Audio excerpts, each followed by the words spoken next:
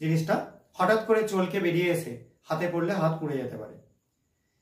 দেখো আমরা মোটামুটি স্টার্চের সলিউশনটা তৈরি করে ফেলেছি। এবার এই সলিউশনটার মধ্যে আমরা যোগ করব আয়োডিন সলিউশন KI3। সেটা যোগ করলে দেখো কি কালার দাঁড়ায়, দেখতে পাচ্ছ সবাই, নীল বর্ণ ধারণ করছে। ঠিক আছে, স্টার্চ আয়োডাইড তৈরি হওয়ার জন্য, এটা একটা কমপ্লেক্স বা জটিল লবণ, এটা তৈরি হওয়ার জন্য দেখো নীল বর্ণ ধারণ করছে। সবাই নিশ্চয়ই কালারটা দেখে বুঝতে পারছো, খুব ডিপ নীল একটা কালার চলে আসছে।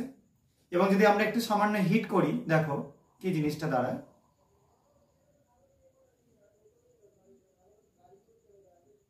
দেখো হিট করলে খুব ভালো মতো ভাবে জিনিসটা ডিজলভ হয়ে একদম গাঢ় একটা নীল বর্ণ ধারণ করেছে।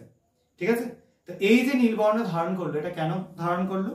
কারণ স্টার্চ বা যেটা আমরা কার্বোহাইড্রেটের খুব গুরুত্বপূর্ণ একটা পার্ট বলছি, তার সঙ্গে আয়োডিন বিক্রিয়া করে একটা জটিল লবণ তৈরি করে।